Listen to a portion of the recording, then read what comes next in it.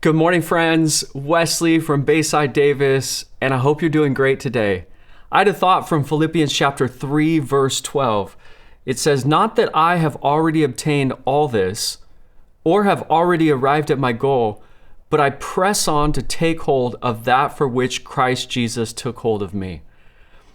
There's this saying years ago that I kept hearing around designers, and it was whip. They'd always be using this term whip.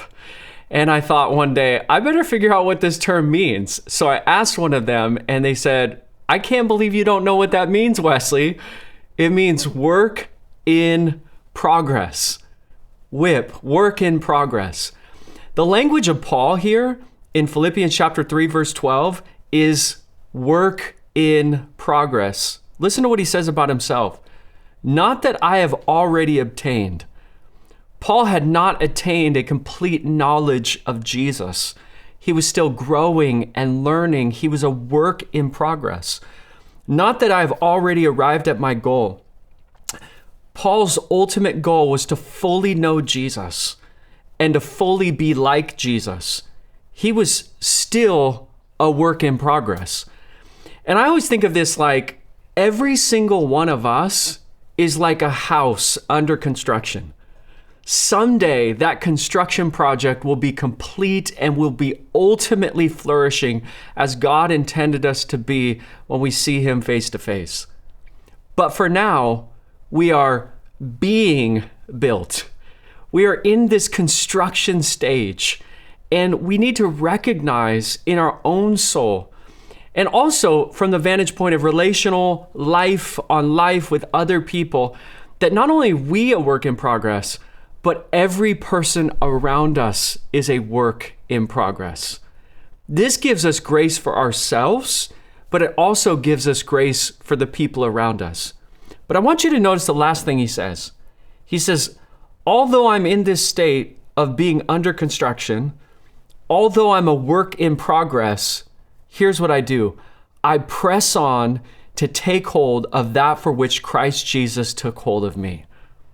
I think a couple of things when I read that. One, you know the radical salvation story of Apostle Paul, Acts chapter 9. Jesus pursues him, speaks to him. Paul turns away from persecuting the church and rejecting Jesus, becomes a Jesus follower, and then lives his entire life in pursuit of telling people about Jesus.